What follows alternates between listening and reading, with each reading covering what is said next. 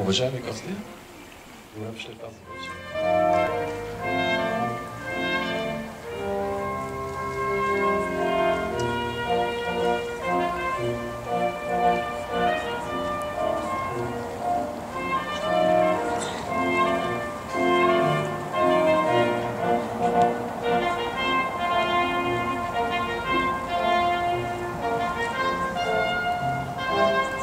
И ние до тук вече сме готови, обаче остава главното действащо лице, което всички с нетърпение очакваме.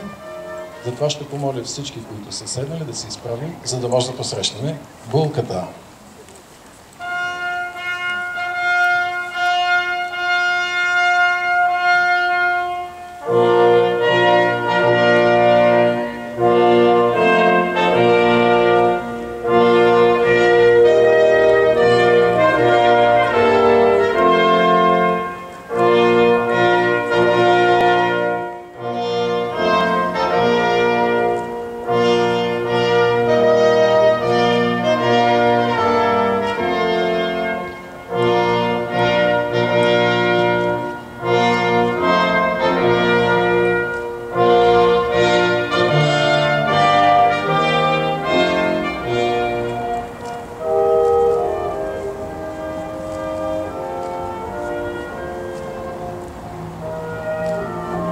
Всички гости, които имат места, могат да седнат по местата си. Още веднъж искам да кажа. Искаме в неговото присъствие да извършим нещо, което вярвам, че ще бъде за специално благословение и от огромно значение. Но се сещам за едно дете в една друга страна, което като малко много обичало цирка и чуло, че в съседния град пристига цирк. Голям цирк с много животни. Много интересно нещо. Затова детето поискало да отиде да види парада на животните, който ще бъде по улиците на града. Пътувало, вървяло доста километри, докато стигне до съседния град и когато вече отишъл за парада, се оказало, че всички хора от този град са по улиците, наредили са се в шпалир, за да може парада да мине между тях и за детето няма място, защото той е малко и не може да види. Парада на животните било вървяло толкова километри. Потърсил откъде може да погледне парада на животните.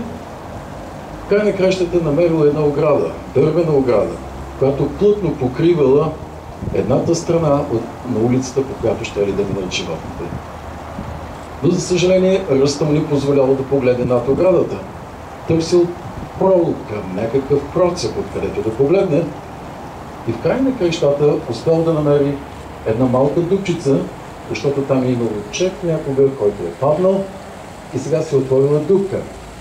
И детето с огромно любопитство сложило око да гледа парада на животните. Но за съжаление се оказало, че дупката е твърде ниска и когато животните започнали да минават, то видяло опашка, видяло крак, но не видяло животните.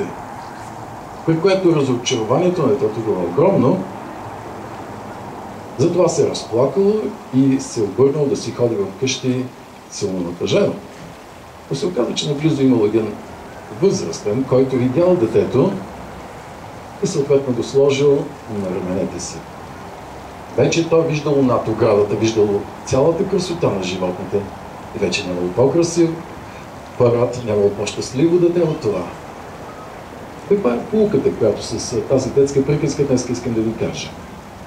Пред вас предстои много хубав, прекрасен живот. Съветът, който днес си позволявам да ви дам, е да не гледате на този живот през една малка дупчица. Защото ще видите пушилка, ще видите опашки, ще видите копита, ще видите много такива неща. Затова днес си позволявам на вашата любов, на вашето семейство, да ви кажа да не гледате по този начин, а стъпете, качете се на раменете на този, който може да ви помага във вашия живот. Става въпрос Господ да бъде във вашето семейство по най-прекрасният начин. И тогава вие ще видите с какво благословение сте благословени. Какво благословение вие сте един за друг. И за това с половин още детска приказка ще завърша, което искам да кажа, че във всяко семейство, където има малки деца, има и по 1 метър, където се мерят децата. То обикновено е малък, защото имам 3 деца и знам колко често се мерят. След всяка вечеря те застават там да се мерят дали са пораснали. Много е важно метър да бъде поставен на правилната височина. Защото веднъж братчето дошло при мама и казало: сестричката ми е пораснала, станала е 2 метра. Как 2 метра, като е само на 3 годинки?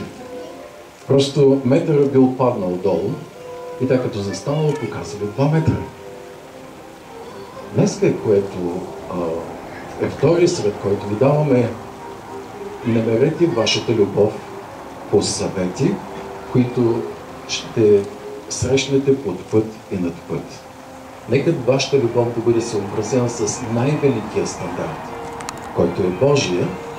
Затова и аз ще се обърна към всички, които са гости днеска.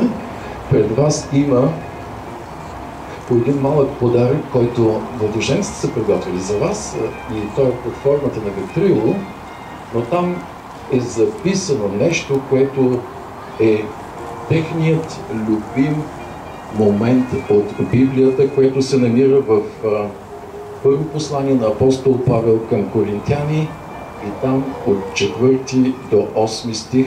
Ако искате, може да си ги вземете, да ги погледнете. Там се казва: любовта дълго търпи и е милостива. Любовта не завижда. Любовта не се превъзнася, не се гордее, не безобразничи, не търси своето, не се раздразнява, не държи сметка за зло, не се радва на неправдата, а се радва заедно с истината. Всичко премълчава, на всичко хваща вяра, на всичко се надява, всичко търпи. Любовта никога не отпада. И ще си позволя да прочета и последния стих от тази глава, който не е написан на вашите ветрила, но той е твърде познат на всички, затова е мой поздрав към всички присъстващи. И тъй остават тия трите: вяра, надежда и любов.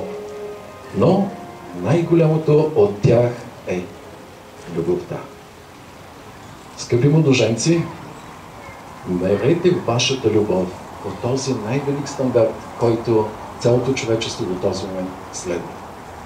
След като чухте тези препоръки, и ако още сте сериозни във вашите намерения, тогава аз ще се обърна към вас с въпроси, много простички, върху които вярвам, че вие сте мислили. Първо към тебе, Гергана. Ти, Гергана, вземаш ли пресиян за твой законен съпруг пред Бога и пред човеците? И от днес нататък в здраве, в болест, в богатство, в бедност, да го обичаш, да го уважаваш, докато смъртта ви раздели? Да. Абсолютно същия въпрос към теб, Пресиян. Ти, Пресиян, вземаш ли Гергана за твоя законна съпруга пред Бога и пред човеците, и от днес нататък в болест, в здраве, в богатство, в бедност, да я обичаш, да го уважаваш и цениш, докато смъртта ви раздели? Да. Тези ваши думи са дадени пред всичките нас като свидетели, но още по-важно, че Бог е свидетел на тези думи, които ви изричате. Аз знам, че тези думи, които казвате, идват дълбоко вътре от вашите сърца. Знам, че и сте си приготвили и нещо повече да си кажете един на друг, което ние с най-голямо удоволствие сега ще слушаме един. Това ще започнем.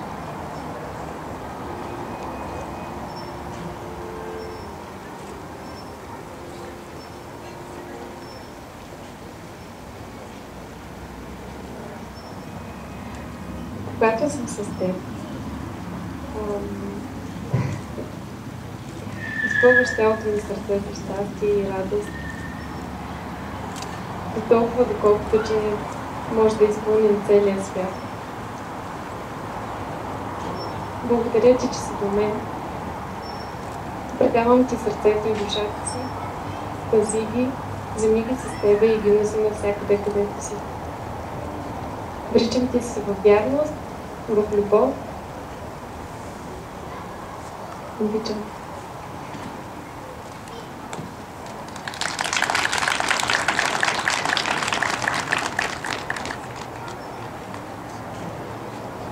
Аз искам да кажа, че на много от вас, това, което съм написал, сигурно няма го разберете, ама Гере ще го разбере. Обещавам ти, винаги да съм до теб, когато лампите налеко изгаснат, да те подкрепям във всичко, да бъда по-романтичен и да не те размивам на кулминацията на нощите на Родан, да бъда търпелив към женската ти природа и да уважавам твоите чувства, желания и мечти, да споделям с теб всички сълзи, без значение от радост или тъга са те, да ти давам основание да се усмихваш всяка сутрин, така че слънчето да ни озарява, дори и в най-мрачното зимно утро. Да те обичам толкова силно, че лифтовете по света да са винаги в движение. Обещавам да бъда твоето момче, мъжа, който никога няма да те разочарова, нарани или разплаче. Обичам.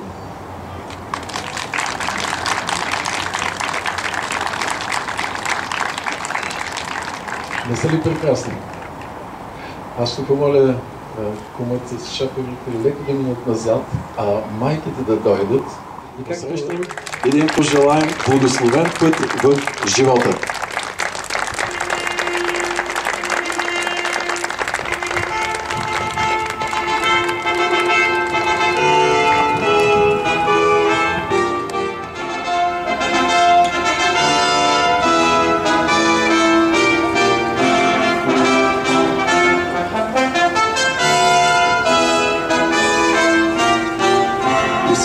Може да ги последваме, защото те ще ни настанят там, където са съответните места на всеки ден приготвени, за да продължи празненството със следващата си фаза.